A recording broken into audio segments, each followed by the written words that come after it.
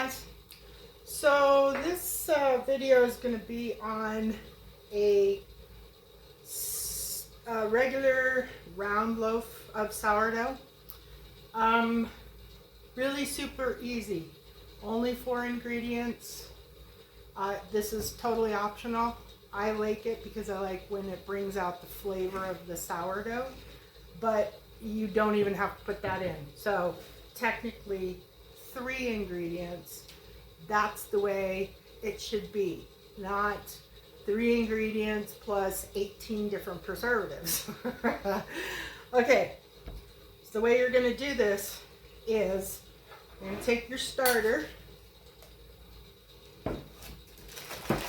and, assuming that it's nice and active, you want a 1/2 cup of starter,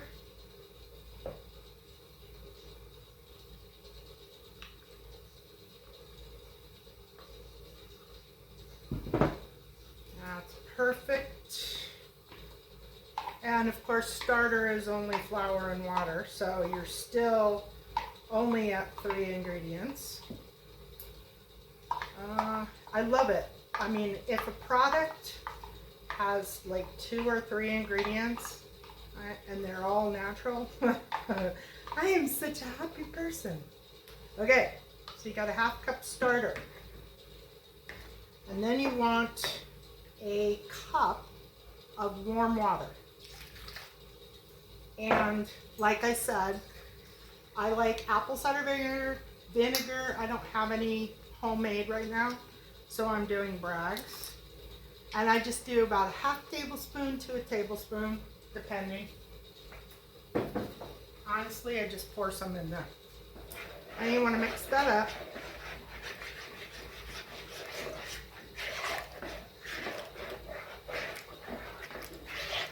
Doesn't have to be perfect. Then you want 3 cups of flour. So here's 2, and I'm gonna get into my stash.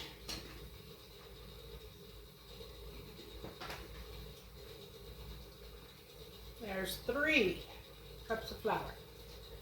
So it's really easy to remember. 1/2 cup, 1 cup, 3 cups. And then salt. I don't measure, but I do what I think is about a tablespoon. Not necessarily what actually is, but what I think. Okay. And then you just mix it up. This is like a really super simple bread. I like this with peanut butter. I like it with like tuna and veggies, or avocado toast. It's really good for that. So it's a little harder. It's got more holes in it, I guess. That's about as much as I'm going to get with a spoon. So I gotta put some water on my hand so that it's nice and wet, otherwise it'll stick. And you just want to mash it together. But yeah, avocado toast. There's a sandwich that I make that maybe I'll put it up here one day. It's really easy. It's just like a piece of toast or tortilla even, and you do cream cheese, avocado, tomato, some sprouts, which, by the way, we're going to be carrying sprouts on our webpage. I'm hoping they'll be here in the next couple weeks. Right now I've got just some wheatgrass coming in. My favorite sprouts are broccoli sprouts. Anyway, I'll leave a link below if I remember. And if I don't, just ask me in the comments and I'll put it in there. But anyway, put some cream cheese, some avocado, some tomato, some sprouts, and top it off with spike seasoning. Oh my God, that is so good. And that's like a perfect lunch. Or you could add tuna or chicken. You can add a lot of stuff. Okay, so it's pretty well mixed up. Now, what you want to do is just cover it and let it sit for about an hour, and then I'll come back and show you the next step. Bye. Okay, I'm back. Uncover. So when you first, the first time you stretch it, it's kind of grainy. Don't worry about it. It'll be fine. All you want to do is just kind of fold it over. And on the first stretch, probably going to have to pull it out and do it by hand because it'll be pretty stiff. Now, here's what I do. I will mix that up in the morning and I'll let it sit for the hour. Then when I start folding, I do it about once every half hour. So I will go work, or I'll go do laundry, or go do yoga. I'll do something while I'm waiting for that 30 minutes to pass. It's not science that you do it every 30 minutes. 30 to an hour would be fine. And I just kind of watch it. What you're looking for is you want it to kind of start to plump up and look bigger. Obviously when you stretch it, it's going to change, but you'll start to see a change in the dough. It'll get a little plumper and a little lighter and fluffier, and that's when you want to prepare it to bake. And when I get to that point, I'm not going to come back every time I fold this. I think you guys can figure that out.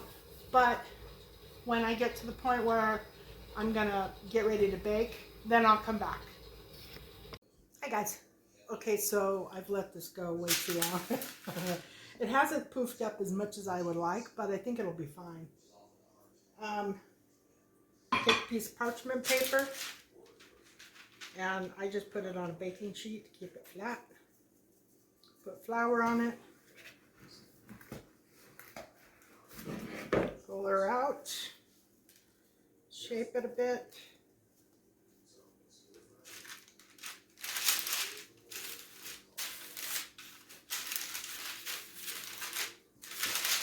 And baking sheet underneath.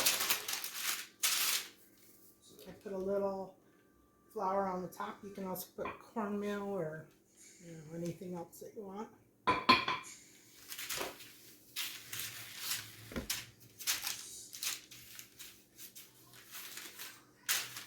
Shape it and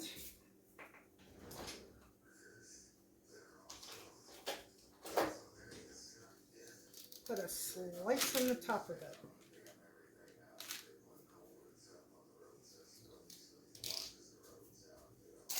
And then cover it, let it sit. Oven is on 480, and you're going to want to cook it in one of these. I don't know if you can see that. Cast iron, there you go, cast iron pot. And you want to warm it up before you put the bread in. So I just turn the oven on, warm it up until the oven is at that critical temperature. And then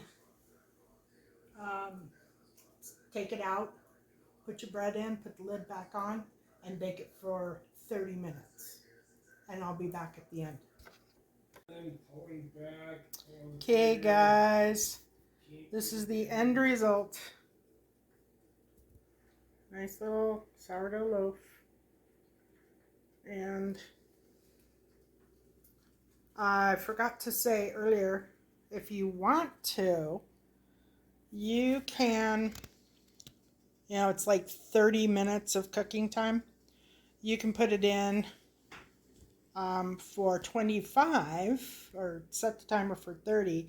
But when it gets to like 25, take the lid off and brown it more on the top if you like it that way. But pretty much at 30 minutes, when you pull it out of the oven, it'll be kind of on the white side. So this was in a little over 5 minutes to give it this color. Hope that works for you. Thanks for watching.